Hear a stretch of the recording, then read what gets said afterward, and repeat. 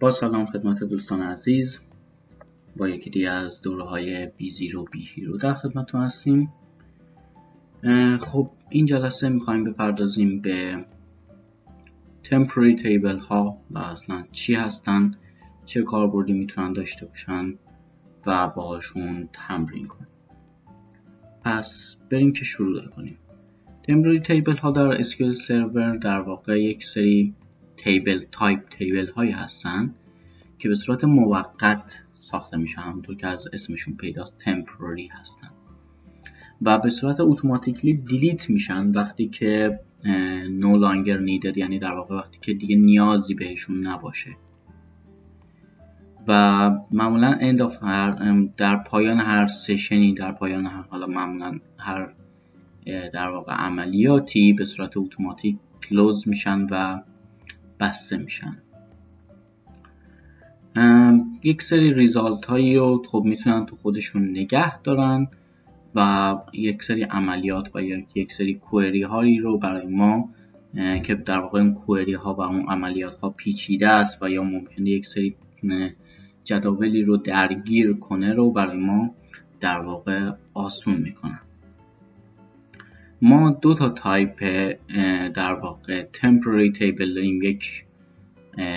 یکی از اون temporary table ها در واقع local temporary table هست که اینجوری ساخته میشه که با یک هشتگ و temporary table name در واقع هست، یعنی یک هشتگ ما میذاریم و temporary table name رو میذاریم و فقط توی همون سشن که ساخته شده در واقع قابل رویت هست و قابل استفاده هست و اتوماتیکلی هم که بهتون گفتم دراپ میشه وقتی که سشن تموم شد و یا کلوز شد، که برای دمتای temporary during for duration of session of batch of SQL statement. خب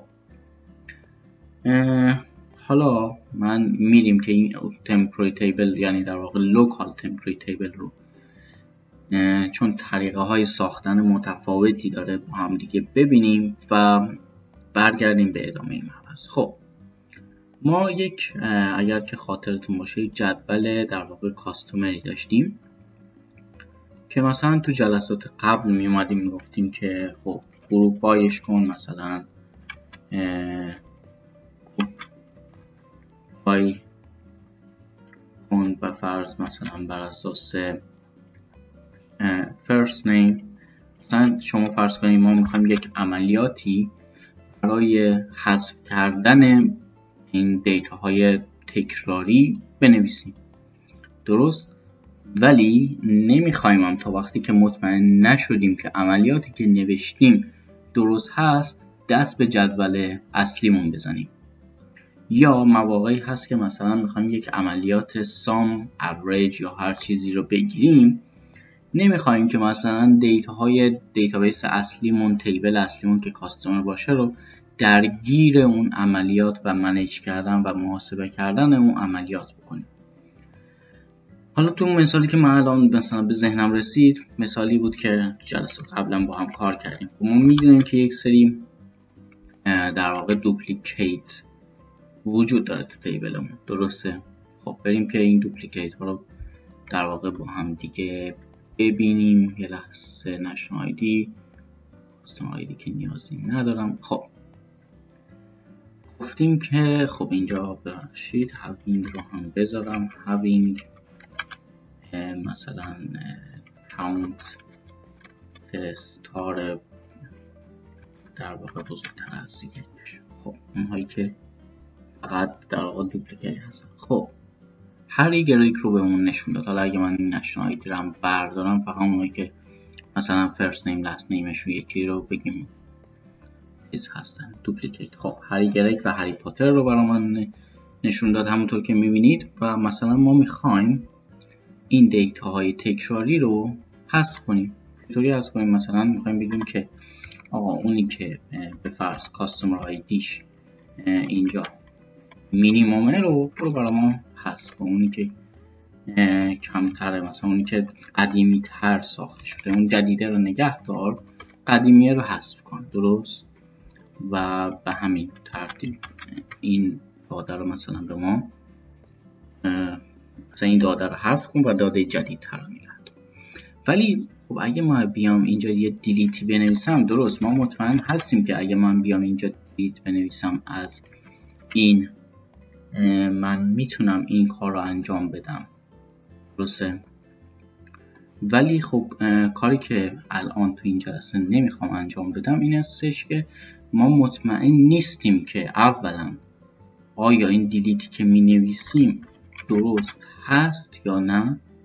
درست میدونم شما خب میگین خب کاستمر آیدی که چیز یونیکیه، پس اینجا میذاریم 7 و تمام. ولی خب تو دیتا های بزرگ این گونه نیست. تو دیتا های بزرگ خیلی دقت بیشتر باید باشه، دیتا ها بیشتر هست. اینجا دیتا ما کم هست ولی تو مثلا دنیای واقعی دیتا ها خب بیشتره، ممکنه خطایی رخ بده، ممکنه کدی که مثلا ما نوشته باشیم مشکل داشته باشه یا هر چیز دیگه از این قبیل اتفاقات وجود داشته باشه. خب یا اینکه یه حالت دیگه هم این هستش که مثلا میخوایم آقا ازای هر تعداد ردیفی که داریم بره و برای ما دیلیت کنه این قدیمی ها رو تا زمانی که چی میشه؟ تا زمانی که این داده ها تموم میشه. خب ما وقتی که مثلا میگم بخوایم این حرکت رو انجام بدیم، بهتر نیست این داده های تکراری رو، فقط داده های تکراری رو ما میخوایم حذف کنیم دیگه، بهتر نیست این داده های تکراری رو یه جایی ذخیره کنیم و بعد بر اساس اون دیتا های تکراری بریم توی جدول کاستمر و اونها رو حذف کنیم.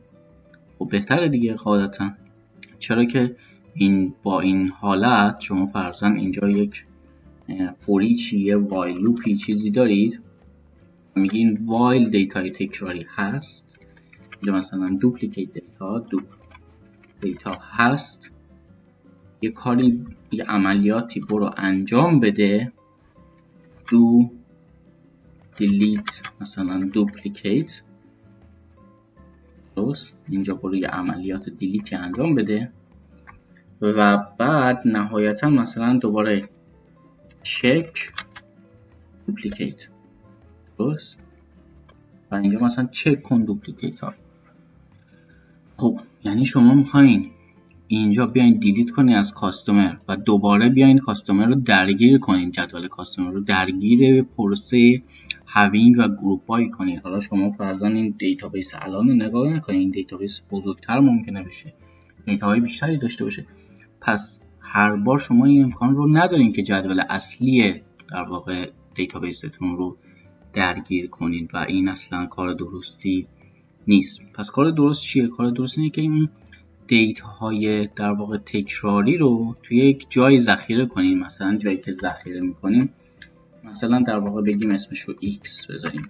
خب x یک جایی که where در واقع duplicate data is here، duplicate data ها اینجا، درست توی این x هم. خب حالا بهتر نیست اینجوری بگیم که خب x while x مخالف خالیه، مخالف مثلا صفره وقتی که تو داده داره، یعنی در واقع وقتی که پره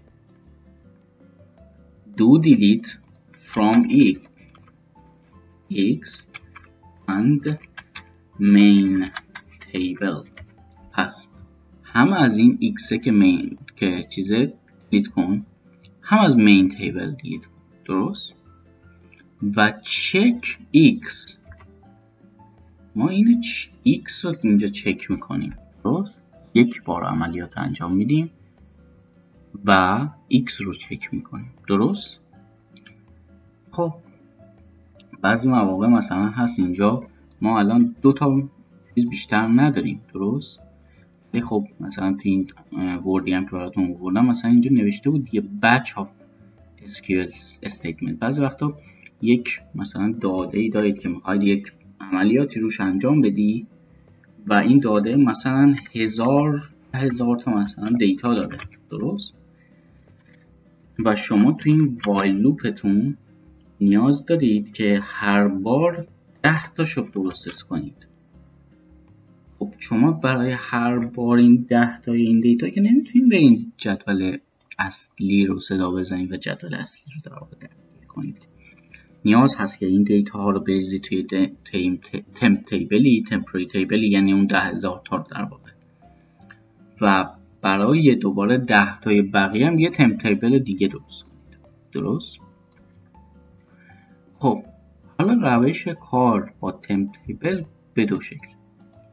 روش اول اینجوری هستش، ما میگیم select from group by هرچی، حالا اینجاش مهم نیست اصلا، بود یا نبودش مهم نیست. خب وقتی که select و from رو می نویسیم ما یک دستوری قبل از from داریم، این حالت insert into بود. insert می گفتیم into فلان جدول و بعد می گفتیم که مثلا values، حالا یا select هر چیزی. خب یک insert into اگه مثلا select بود select میشد دیگه، از این select به خصوص مثلا این select insert کن توی یک جدولی. درست؟ مثلا توی اینجا. درست؟ تمام. حالا ما این select رو اینجا داریم. درست؟ insert رو نداریم، ولی اگه یک into اینجا بذاریم همون حالت insert رو برامون عمل میکنه، into، و بعد اسم جدولمون هشتگ اسم جدولمون، اسم تمپوری جدولمون. مثلا اینجا که ما میخوایم عملیات در واقع دوپلیکیت رو انجام بدیم، اسم جدول ما مثلا تمپوری جدول ما چی میشه؟ مثلا میشه دوپلیکیت، توی این مثال دوپلیکیت کاستومر میشه مثلا. درست؟ پس دوپلیکیت کاستومر. خب حالا اگر اینجا اومد این insert into رو انجام داد، بعدا هم ما میتونیم یه داده دیگه‌ای بهش insert into کنیم. در واقع اینجوری insert into کنیم و بگیم select مثلا star from فرض مثلا همین جدول کاستومر و بگیم مثلا نمیدونم where customer ID به فرض مساوی 1. بله چرا که نه، نتونیم. اما یه کاری رو نمیتونیم انجام بدیم. اون چه کاری؟ اون چه کاریه؟ اون اینه که الان اینجا ببینین customer ID چیه؟ تایپش اینت هستش. درسته؟ fname چیه؟ ورکره. lname چیه؟ ورکره. خب پس شما دیتا تایپی غیر از اینها نمیتونید به این اینسرت کنید. وقتی که این شکلی اینسرت اینتو رو انجام میدید، دیتا تایپ هایی که اینجا براتون هست همون دیتا تایپ ها براتون توی اینجا در واقع تمپوری تیبلتون اعمال میشه و ایجاد میشه و همون تایپ ها هست اینجا هم. یه کار دیگه هم نمیتونید بکنید، این اینسرت اینتو رو نمیتونید انجام بدید در واقع. چرا؟ گفتی که میتونید. نه نمیتونید. چرا؟ چون به این شکل که شما ساختینش داخل این select فقط کاستومر آیدی fname و lname رو لحاظ کردید، در صورتی که جدول کاستومر رو ما میدونیم که به غیر از fname lname و در واقع چیز همین fname و lname date of birth national ID و نمیدونم age gender رو هم شامل میشه. و وقتی که شما برای بار اول این رو میسازین، این جدول و این تیبل رو دیگه فقط با همین فیلدها براتون میسازه وقتی این شکلی میسازینش. درست؟ پس یه داده ای رو میره سلکت میکنه، با هر دیتا تایپی که وجود هست میریزدش داخل کجا؟ این دوپلیکیت کاستومره. درست؟ میریزدش داخل این دوپلیکیت کاستومر و همون تیبل رو میسازه با همون تعداد فیلد. پس شما نمیتونید تعداد فیلدهای اضافه تر بهش اضافه کنید. و این در واقع بهتون خطا میده. خب آقا ما اینجا اگر که بیایم ما این رو لحظه کامنت کنم، من اینو اجرا کنم که 7.3 میده. الان من اگه اینو اجرا کنم چی میشه؟ این همین داده رو به من میده. بریم ببینیم. نه گفت تو رو افکتد. این زمانهایی که وقتی مثلا این سرچ میکنیم میگفت مثلا وان رو افکتد یا تو رو افکتد یا هر مقداری، دقیقا هم همین کارو کرد. و اگر که من بخوام به دیتا هایی که داخل این هست دسترسی پیدا کنم میتونم چیکار کنم؟ میتونم بیام بگم select کن استار همه فیلد ها رو from این duplicate اینجا. الان اگه من کل اینو اجرا کنم چه اتفاقی میفته؟ بریم ببینیم. خطا به من میده. چرا؟ به من میگه این duplicate already exist in database. مگه نگفتی اتوماتیکلی تموم میشه؟ بله گفتیم if it is not needed، یعنی اگه مثلا چند دقیقه ما از این استفاده نکنیم، کالش نکنیم، به صورت خودکار نابود میشه. ولی الان مثلا اون چند دقیقه الان که اعمال نشده. 1 2 ما داخل این سشن، داخل اینجا این کوئری که ساختیم داخل این سشن هنوز هستیم. پس این سشن رو کلوز نکردیم، نبستیم، دیلیتش نکردیم. پس داخل این هست، در واقع داخل اینجا هنوز هستش. اگر که من یک سشن دیگه اینجا ایجاد کنم و این سلکت رو بزنم، آیا بهش دسترسی دارم؟ خیر. این چرا؟ چون این لوکاله، تو همینجا این وریبل های لوکال تو همینجا در واقع به من دسترسی میده و جای دیگه دسترسی نمیده. خب آقا ما اگه بخوایم همه اینا اجرا کنیم چیکار میتونیم بکنیم؟ کاری که میتونیم بکنیم اینه که best practice اینجا چی میگه؟ میگه آقا دراپ کن این تیبلی که ساختی رو، دراپ کن temporary تیبل دیگه. پس قبل از اینکه اصلا بسازیش میک شور کن که دراپش کردی. اگر که چیه؟ اگر که exist هستش، درست؟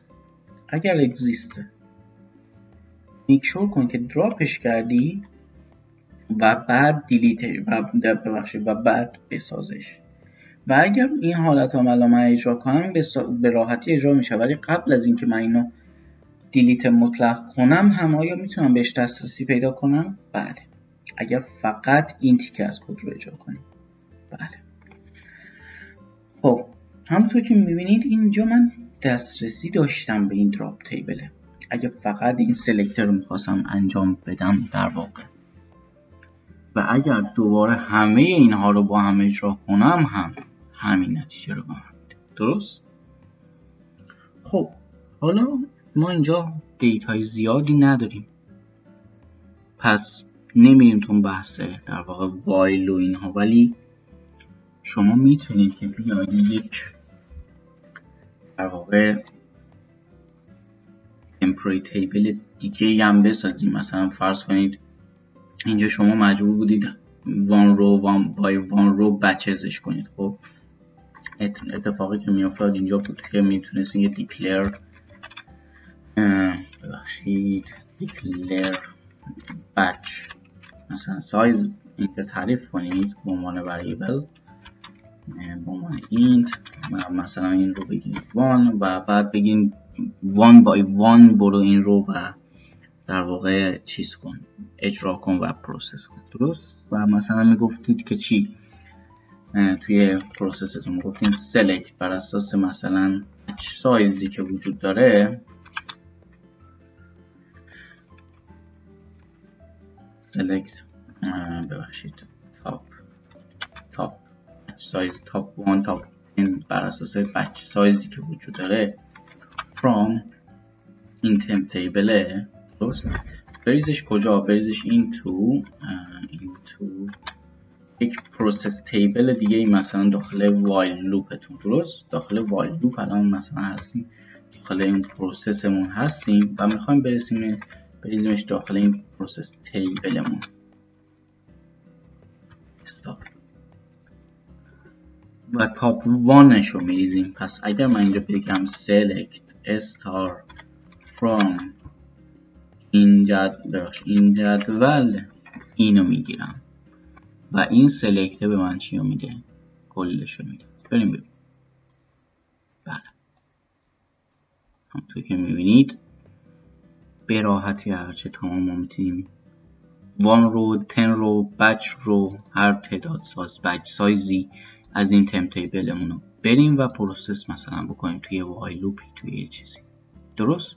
حالا یه سری چالش هایی خواهیم داشت همونطور که میدونید که در واقع این چالش ها رو من میذارم که شما برید و تمرین کنید و بعد که تمرین کردید من خودم مثلا جلسه بعدی یا چند جلسه بعدش میام و اون چالش رو در واقع حل میکنم. هر موقع که مثلا چالش میذاریم میام مثلا من جلسه بعدش اون چالش رو در واقع حلش میکنم. خب پس اینجا تا این آیا راه دیگه هم داره که مثلا ما دستمون انقدر بسته نباشه به سلکتی که انجام میدیم، در واقع دستمون باز باشه؟ بله چرا که نه. خب تیبل واقعا چجوری تیبل میساختیم؟ create table یعنی که نامی به تیبل. پس اینجا تیبل اونو چجوری ساختیم؟ اینجوری ساختیم دیگه، همینجوری هم اینجا میسازیمش. پس اینجوری هم میشه. بله f name سنور کر اینجا زیاد اصلا مهم نیست و دوباره مثلا l name همینطور date of birth مثلا date. حالا اینجا مثلا میگیم null national ID مثلا int و بعد age int gender هم int. خب و از همه مهمتر اینجا این رو بذاریم int not null. بقیهش خب نالی وریفای کنم بود، اصلا مهم هم نیست که بود یا نبود. خب پس اینطوری هم میتونیم بسازیمش و بعد بیایم بگیم insert into این جدول select from این و بقیهش که خودتون میتونیم. آیا بریم ببینیم. column name or number of supply values does not match the table definition. خب میگه definitionش چون select خب به ازای هر کنونشو انجام ندادیم. خب f nameش که وجود داره، l name وجود داره، customer ID وجود داره. خب date of birth مثلا من باید اینجا حتما بذارم null از date of birth و اینجا مثلا باید بذارم بگم مثلا null از مثلا این اینم اینجا یک نکنم. و دیگه چی؟ age هم که null. درست. چی مشکلی دیگه داره؟ بذارید ببینم. date int اینجا چی مشکل؟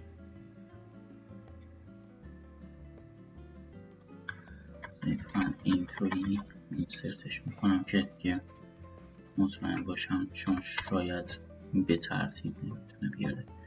خب این customer ID f name اینجا f name l name date of birth national ID national ID age دوباره همین دیگه هم. بریم ببینیم که میشه. چند تاش اومد. این پروسس تیبل چه مشکل داره؟ پروسس تیبل دراپش نکنیم. drop table if exist دراپش کنیم و خب همونطور که میبینید این به راحتی هرچه تمام این در واقع اینسرت ما رو انجام داد. ما جدولمون رو ساختیم، اینجا کرییت جدولمون رو کردیم، اینسرتمون رو انجام دادیم. اینجا چون به ترتیب اینجا انجام داده بودیم، اینجا هم انتظار همون به ترتیب بودن این فیلد ها رو داشت، ولی خب ما دیگه اینها رو دادیم که دیگه راحت باشیم. خب پس دومین حالت ساختن در واقع تمپوری تیبل رو هم خدمتتون عرض کردم. ولی اینکه آیا امکان اینکه این تمپوری تیبل توی تمام سشن ها در دسترس باشه، مثلا نه فقط داخل این سشن هست یا خیر؟ باید بگیم که بله. چرا کنم؟ کاری که شما باید بکنید این هستش که یک هشتگ دیگه اینجا اضافه کنید و این کاری که براتون انجام میده یک جورایی میشه گفت تیبل میشه گفت فیزیکال میسازه، یه جورایی که شما این رو دیگه در همه جا تو دسترستون در واقع دیگه داریدش و فقط محدود به یک سشن خاص نیست. پس اینجا پروسس تیبل لوکاله، دوپلیکیت کاستمر در واقع بگیم جنراله، کلیه. و اگر من الان اینو اجرا کنم چه اتفاقی میفته؟ could not find store procedure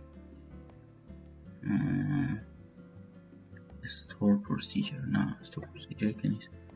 اینجا ببینیم، اینجا اجرا شد. خب اینجا رو ببینیم، حالا اینجا هم اجرا شد، درسته؟ حالا من اینجا همین رو اگر که بیام اینجا بذارم بازم بهش دسترسی دارم، درست؟ الان اینو بیام اجرا کنم، حالا بیام اون سلکتر رو عوض کنم بیام اینجا بذارم، اینو برام میاره، اینو نمیاره. ببینیم اینو میاره چون جنرال بود، چون اینطوری ساختیمش، و اینو نمیاره چون لوکاله، درست؟ پس لوکال در واقع تیبل در لوکال تمپوری تیبله و اون جنرال بود. خب یه مزیت‌های این داره، یه معایبی داره، یه مزیت‌های اون داره، یه معایبی داره. خب جنرال ها مثل جنرال ولیو ها یا مثل در واقع اون ولیو هایی که شما به صورت کلی تعریف میکنید، خب در دسترس هست، همه جا ممکنه که دیتا کراپشن و اینها به وجود بیاد، ممکنه خطا به وجود بیاد، ممکنه یه جای دیگه یه مشکل دیگه یه که نفر دیگه عیناً بیاد عین شما بذاره و این در واقع جنرال تیبل شما رو بیاد این شکلی دراپ کنه به همین راحتی و غیره. خب و خب تمپوری تیبل خب داخل خودش جای دیگه ای دسترسی نداره، ممکنه اگه بخواین یه جای دیگه بخواینش حتما نتونین این کار رو بکنین و غیره. خب پس این لوکال که توضیحاتش دادیم، مثالی که ساختیم و براتون زدیم که این create table این شکلی create table که دیدیم مثالش رو insert توی اون در واقع temporary table حالا به حالتهای مختلف و use of temporary table میگه که automatically drop when session end، یا میتونید همینطور که اینجا میبینید ما براتون آوردیم دراپ کنید تیبل اینطوری و آپشناله، ولی خب بود پرکتیس اگر این کارو بکنید. و من در واقع حالت دومش گلوبال، حالا من گفتم مثلا جنریک ولی هر چیزی جنرال گفتم، من گلوبال منظورم بود. گلوبال تمپوری تیبل ها هستن که create with double هشتگ prefix هستش visible to all session و کانکشن های SQL server هست، توی تمام کانکشن های SQL server موجوده، پس اصلا خیلی یه جوری میشه گفت خطرناک، چون دیتا تو تمام، شما فرض کنید دیتایی که توی یک تیبل دارین تو تمام جاها قابل مشاهده هست و خیلی این بده. automatically drop when the last session that reference the table is closed. پس automatically close میشه، دقیقا مثل temp table. less commonly used because it is accessible to other session which can lead to conflict. همونطور که خدمتتون عرض کردم ممکنه کانفلیکت ایجاد کنه. و همونطور هم که میبینید گفته drop global table، بازم اینجا هم آپشناله ولی یک good practice. حالا چه کاربردهایی ممکنه داشته باشن؟ خب من گفتم یه سری عملیاتی اگه بخواید انجام بدید، توی یک سری بچه‌ای اگه بخواید انجام بدید عملیات‌های ریاضی که می‌خواید روی تیبلتون انجام بدین، بهتره که یک جای دیگه این عملیات انجام بشه. بهتره که روی تیبل اصلیتون عملیات‌های بزرگ و عملیات‌های سنگین انجام ندید، چرا که تیبلتون رو قفل میکنه. حالا یک سری آپشن هست که برای اینکه تیبلتون قفل نشه، مثل لاک حالا یا نو لاک، که نو لاک جلوگیری میکنه از این قضیه، ولی خب آدم بهتره که احتیاط رو در واقع پیش بگیره و با دیتای داخل دیتابیس اصلیش و داخل تیبل اصلیش زیاد بازی نکنه و زیاد بهشون در واقع روشون عملیات انجام نده و اینا رو توی یک تمپ تیبلی بذاره. هر عملیاتی، هر بلایی میخواد سر اون دیتا ها بیاره توی اون تمپ تیبل در واقع بیاره و اعمال کنه. خب بریم که ببینیم که اینجا چی گفته. مثلا گفته که storage location temporary table are stored in temp db system database. اگه مثلا بریم ببینیم مثلا اینجا temp db database ها رو، اینجا tables احتمالاً temporary tables اینجا هستش. خب process table همونطور که میبینید duplicate customer و duplicate customer همشون اینجا موجود هستن.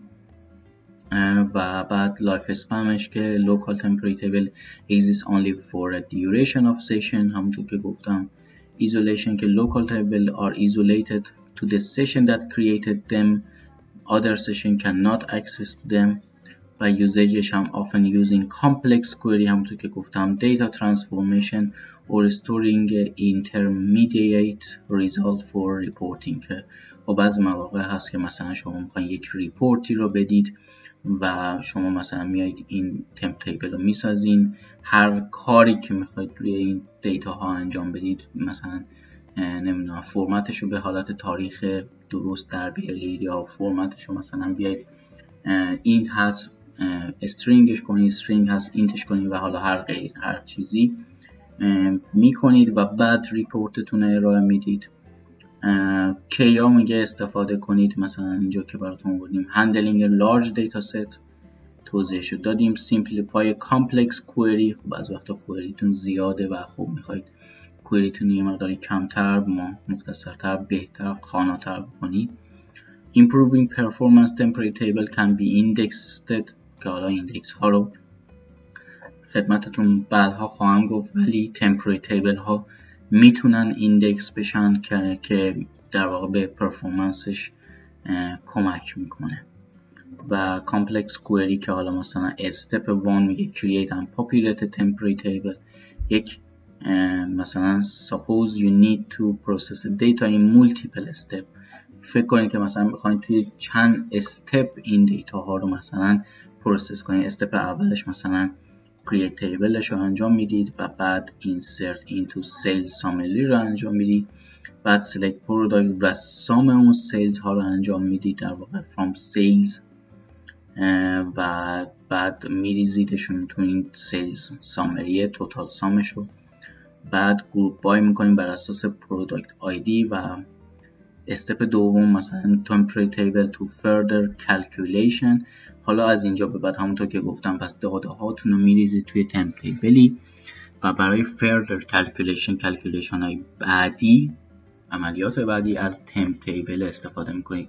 نمیایید مستقیم از تیبل اصلی، از داده های اصلیتون در واقع استفاده کنید و با دیتابیس اصلیتون زیاد بازی نمی کنید. پس همونطور که میبینید اینجا اومده از تیبل temp تیبل استفاده کرده، یک عملیاتی اومده اینجا انجام داده روش، بعدم دراپش کرده و در نهایت همین.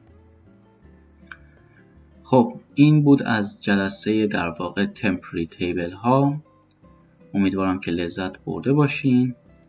تا درودی دیگر، بدرود.